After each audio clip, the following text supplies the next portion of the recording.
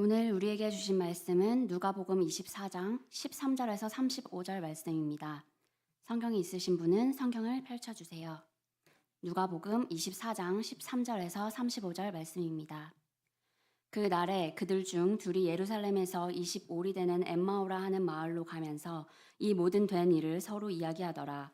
그들이 서로 이야기하며 문의할 때에 예수께서 가까이 이르러 그들과 동행하시나 그들의 눈이 가려져서 그인 줄 알아보지 못하거늘 예수께서 이르시되 너희가 길 가면서 서로 주고받고 하는 이야기가 무엇이냐 하시니 두 사람이 슬픈 빛을 띠고 머물러 서더라.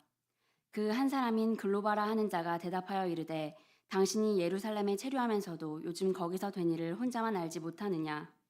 이르시되 무슨 일이냐 이르되 나사렛 예수의 일이니 그는 하나님과 모든 백성 앞에서 말과 일에 능하신 선지자이거늘 우리 대제사장들과 관리들이 사형 판결에 넘겨주어 십자가에 못 박았느니라. 우리는 이 사람이 이스라엘을 속량할 자라고 바랐노라. 이뿐 아니라 이 일이 일어난 지가 사흘째요. 또한 우리 중에 어떤 여자들이 우리로 놀라게 하였으니 이는 그들이 새벽에 무덤에 갔다가 그의 시체는 보지 못하고 와서 그가 살아나셨다 하는 천사들의 나타남을 보았다 함이라. 또 우리와 함께한 자 중에 두어 사람이 무덤에 가 과연 여자들이 말한 바와 같음을 보았으나 예수는 보지 못하였느니라 하거늘 이르시되 미련하고 선지자들이 말한 모든 것을 마음에 더디 믿는 자들이여 그리스도가 이런 고난을 받고 자기의 영광에 들어가야 할 것이 아니냐 하시고 이에 모세와 모든 선지자의 글로 시작하여 모든 성경에 쓴 바 자기에 관한 것을 자세히 설명하시니라. 그들이 가는 마을에 가까이 가매 예수는 더 가려 하는 것 같이 하시니 그들이 강건하여 이르되 우리와 함께 유하사이다. 때가 저물어 가고 날이 이미 기울었나이다 하니 이에 그들과 함께 유하러 들어가시니라. 그들과 함께 음식 잡수실 때에 떡을 가지사 축사하시고 떼어 그들에게 주시니 그들의 눈이 밝아져 그인 줄 알아보더니 예수는 그들에게 보이지 아니하시는지라.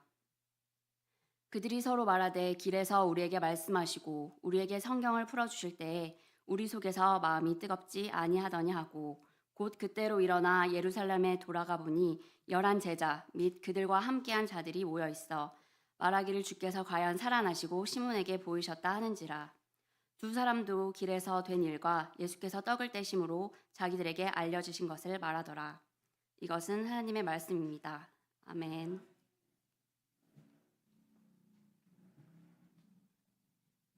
감사합니다. 잠시 기도하시겠습니다. 살아계신 하나님 아버지, 이제 우리가 주님의 말씀 앞에 섭니다. 오늘도 주님의 음성을 듣기를 원합니다. 우리의 길을 여시고 우리의 눈을 열어주시며 우리의 마음을 다시 뜨겁게 하옵소서. 엠마오 길에서 말씀으로 심령을 태우셨던 주님, 그 주님께서 지금 이 자리, 이 말씀 가운데 서서 동일하게 역사하실 줄 믿습니다. 설교하는 저의 입술을 통해 하나님의 진리가 선포되게 하시고 듣는 이들의 마음 안에 그 진리가 불이 되어 살아 움직이게 하옵소서. 지식으로 멈추지 않게 하시고 감동으로 머무르지 않게 하시고 회심으로 순종으로 변화로 나아가게 하옵소서. 이 말씀이 우리의 삶의 방향을 바꾸게 하시고 오늘 이 자리가 우리의 회심의 엠마오가 되게 하옵소서. 예수 그리스도의 이름으로 기도드립니다. 아멘. 할렐루야. 할렐루야.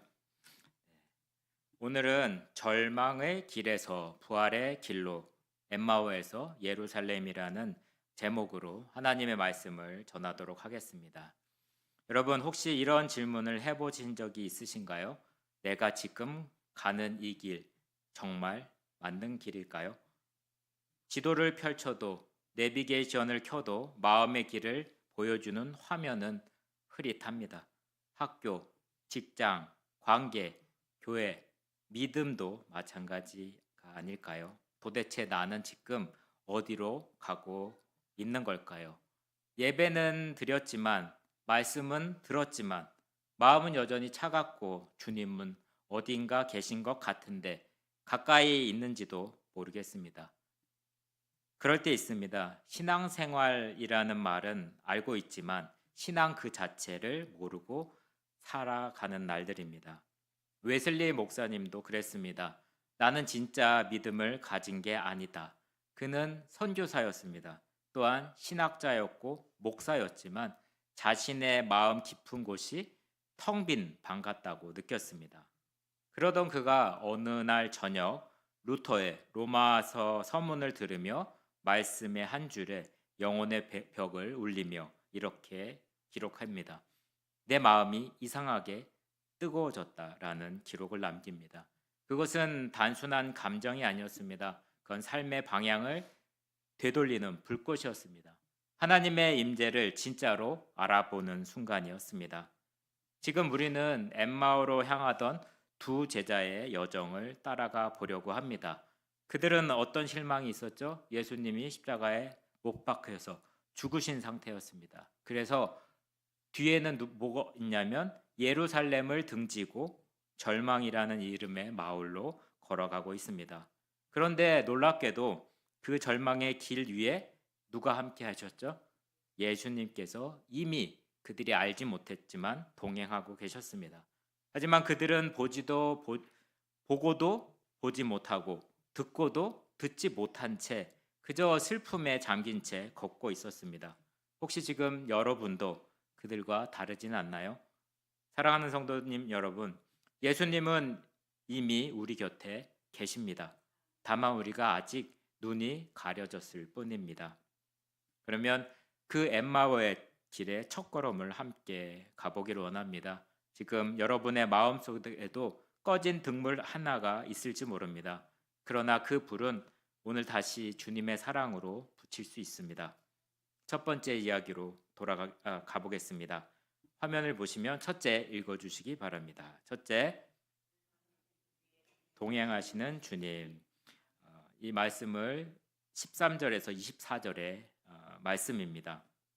엠마오로 향하던 그 길, 몇 킬로 정도 될까요? 이것을 킬로수로 환산하면 여기는 마일을 쓰긴 하지만 11킬로 정도의 여정을 가는 것이었습니다. 근데 이 여정은 단순한 길이 아니었습니다. 그거는 꺼져버린 등불을 손에 쥐고 한때 성전이었던 마음을 질질 끌며 도망하는 도피의 모습이었습니다. 예루살렘은 하나님의 약속이 숨쉬던 땅이었고 거기서 십자가는 그들의 희망을 매달아 꺾어버렸습니다. 그래서 그들은 떠났고 도망쳤습니다. 허공을 맴도는 질문들과 떨어진 믿음의 조각들을 주워 담으며 그 길에서 예수님이 나타나십니다. 하지만 그들은 그분을 알아보지 못합니다. 왜냐하면 이미 눈이 어두워졌을 뿐만 아니라 절망이 그들의 마음의 창문을 닫아 버렸기 때문입니다. 예수님은 말없이 발을 맞추십니다. 그들의 숨결, 그들의 속도에 맞춰서 논쟁하지도 않고 설득하려고 하지도 않았습니다. 그분의 마을 속에 숨어 있는 믿음의 자녀들을 찾아 천천히 걷기 시작합니다. 그분은 단지 함께 걸었을 뿐입니다. 하지만 그것이 사랑이라는 사실을 여러분 아시기 바랍니다. 그 길 위에서 나눠진 대화는 단지 과거의 회상이 아니라 잃어버린 믿음을 더듬는 영혼의 속삭임이라고 할 수가 있습니다. 우리는 이분이 이스라엘을 속량할 분이라고 생각했노라 하는 대목이 나옵니다. 그 말 한 줄에 무너진 세계와 무너진 자아가 함께 서 있었던 것입니다. 그러나 예수님은 그곳에서 아무도 책망하지 않았습니다. 그냥 들으면서 이해의 걸음을 택하셨습니다. 예수님은 무너진 기대 위에 다시 신발을 벗고 그 길을 밟으셨던 분입니다. 그들이 기다렸던 메시아는 어떤 메시아일까요?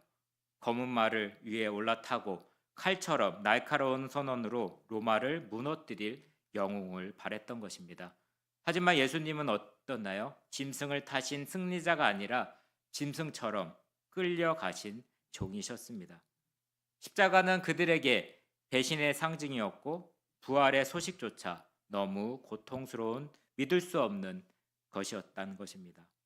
그들의 속량은 현실을 바꾸는 메시아의 정치를 의미했지만 예수님의 속량은 어땠을까요?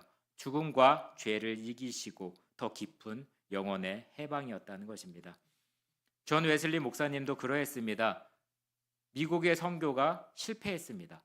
그리고 불확실한 신앙을 가지고 있습니다. 그래서 나는 진짜 믿음을 가진 게 아니라는 고백을 합니다.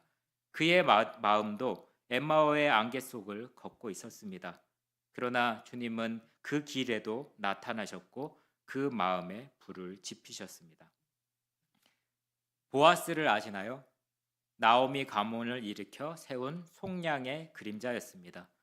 출애굽기의 하나님은 애굽의 사슬만이 아니라 영혼의 멍에도 끊으시는 분이었습니다. 구속, 속량은 우리의 죄와 절망, 죽음까지도 예수 그리스도 안에서 해방하는 이야기로 이어지게 됩니다. 한 여인이 있었습니다. 삶이 무너져 버린 그날, 그녀는 골목길을 따라 걷기 시작했습니다. 말하지 않아도 눈물이 흐르고 누가 묻지 않아도 가슴이 터질 것 같은 순간이 있었습니다. 한 남자가 조용히 그 옆에 다가와 말없이 그녀와 함께 했습니다. 그는 묻지도 않았고 그녀는 말을 걸지도 않았습니다. 하지만 그녀는 그렇게 깨달았습니다. 그는 내 말을 듣고 있었던 것이 아니라 내 고통을 안고 함께 걸었다고 고백을 합니다. 우리 주님이 그러하십니다. 무너진 사랑 속에서도 닫힌 문 앞에서도 그분은 한 걸음 뒤에서 발을 맞추시고 계십니다. 때로는 이름도 형상도 알지 못하는 우리가 그저 울며 걷고 있어도 그분은 우리와 곁에서 있었다는 것입니다. 엠마오의 길은 낙심의 여정처럼 보이지만 사실 회심이 시작된 장소였습니다. 부활하신 예수님은 신앙이 무너진 자들에게 먼저 찾아오셔서 말없는 행동으로 심령의 문을 두드립니다. 그 동행은 부활의 확신보다 먼저 오는 사랑의 발걸음이었습니다. 그러나 그 주님이 곁에 계셔도 우리가 알아보지 못한 채 그저 슬픔에 잠겨 걸어갔다면 회심은 아직 시작되지 않은 것입니다. 이제 예수님은 우리의 무너진 이야기를 듣고만 계시지 않고 말씀을 열어 마음을 태우려 하십니다. 우리 안에 타오르는 불씨가 살아나도록 말입니다. 두 번째 한번 읽어보겠습니다. 화면 보이시죠? 시작. 아멘. 누가복음 24장 25절에서 32절의 내용입니다. 엠마오의 길 위에 제자들, 그들의 발걸음은 느렸고 마음은 식어 있었고 믿음은 뼈처럼 부서진 채 있었습니다. 십자가는 그들의 희망을 매단 채 흔들었고 부활의 소식은 마치 꿈보다도 허무한 유수처럼 들렸습니다. 그때 예수님이 말씀합니다. 미련하고 선지자들이 말한 것을 더디 믿는 자들이여. 이것은 어떻게 보면 꾸짖음이라고 들을 수도 있습니다. 하지만 그것이 아니었고요. 무너진 신앙의 폐허 위에 말씀이라는 불씨를 던져버리는 사랑의 말씀이었습니다. 예수님은 창세기에 낮고 묵직한 흙냄새부터 이사야의 눈물 젖은 예언, 시편의 탄식과 소망, 모든 성경을 불러내십니다. 이야기들은 퍼즐 조각처럼 엉켜 있었지만 그달 모든 문장이 그분을 향해 있었음을 밝힙니다. 그분 자신이 성경의 주어이자 목적이고 문장의 키워드였습니다. 그 말씀이 그들의 마음에 불을 붙였습니다. 헬라어로 카이오라는 단어는 속이 타는 듯한 불꽃이라는 뜻입니다. 그냥 눈물이 아니라 심령의 심지가 타오르는 시작의 순간입니다. 이건 우리가 생각하는 영화를 보거나 드라마를 볼 때의 그 감동이 아닙니다. 존재의 중심에서 진리가 터진 경험입니다. 이것은 웨슬리가 내 마음이 이상하게 뜨거워졌다고 했던 그 밤처럼 그건 지식이 아니었고 복음이 나를 덮친 시간이었습니다. 유대인들은 고대에 고난받는 메시아를 상상조차 하지 않았습니다. 그들에게 메시아는 칼든 혁명가, 다윗의 왕좌를 되찾을 정치적 해방자를 찾았습니다. 하지만 예수님은 어땠습니까? 사랑 때문에 자신을 포기하신 어린 양이 되셨습니다.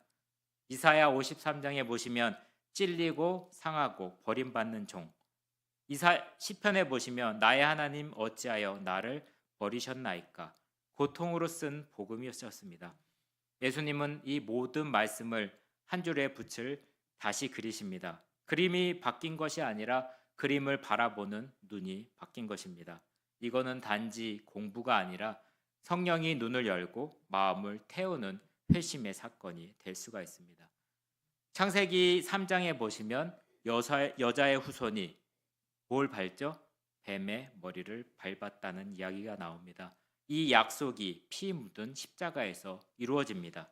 민수기 21장에는 노뱀이 높이 들린 사건이 나오는데 이것은 장차 십자가의 위에 예수님을 미리 비춘 장면이 됩니다.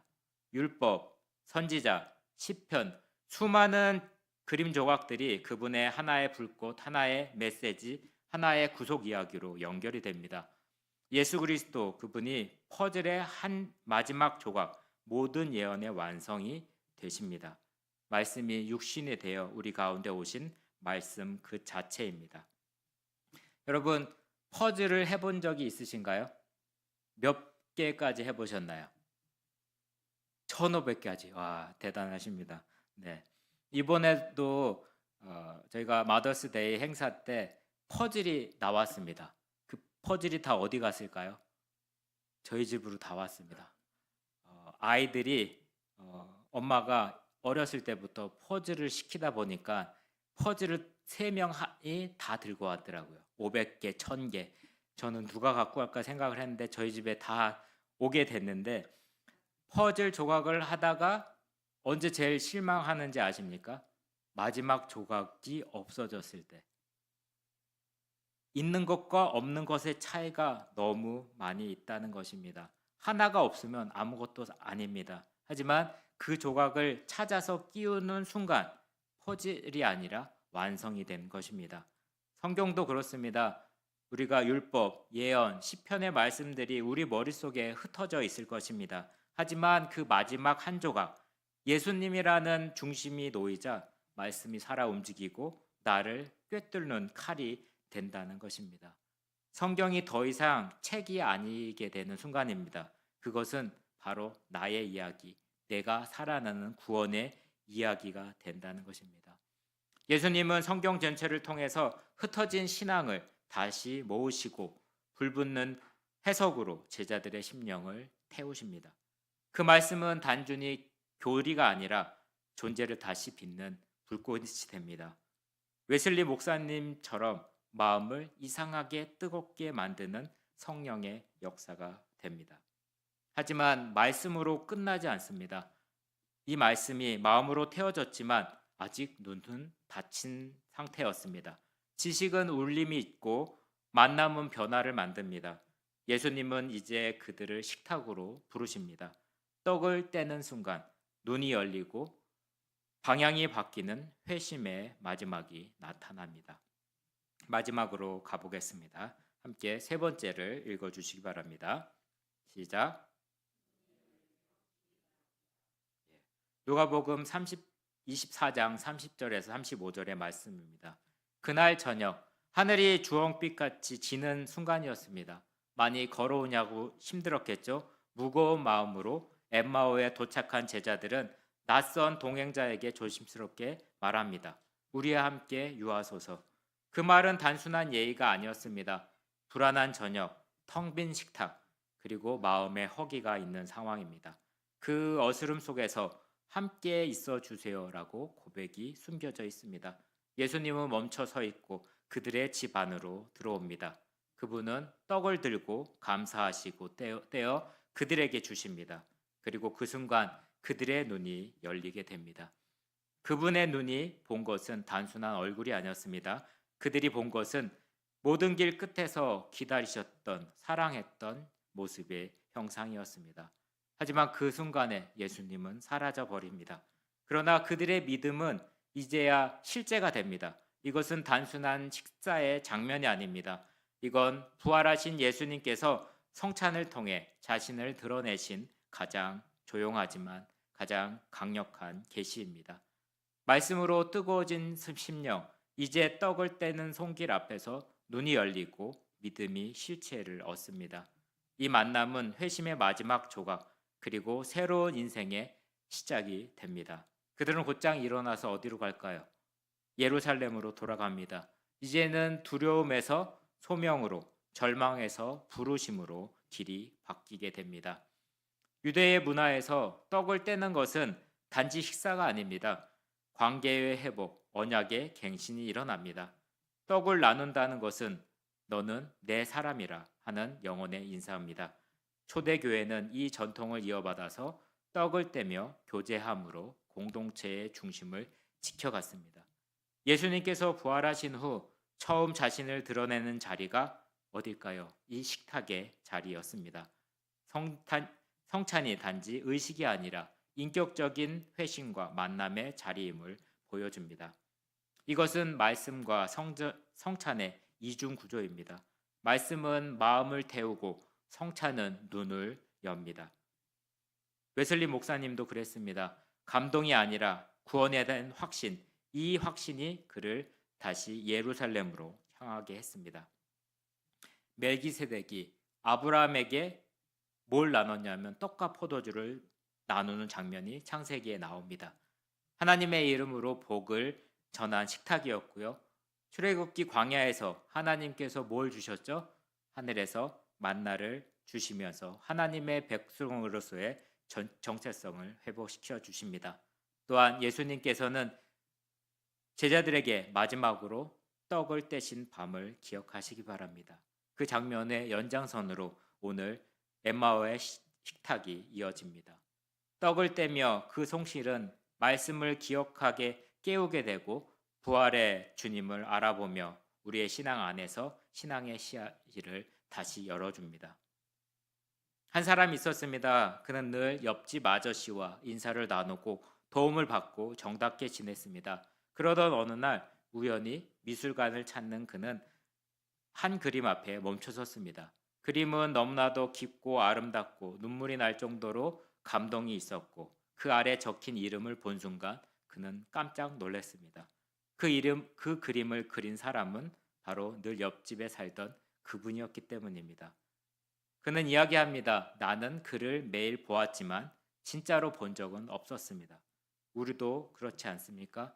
예배당에서, 기도 속에서, 찬양 속에서도 수없이 주님을 향해 말하지만 진짜로 주님을 만난 적이 없을 수도 있습니다.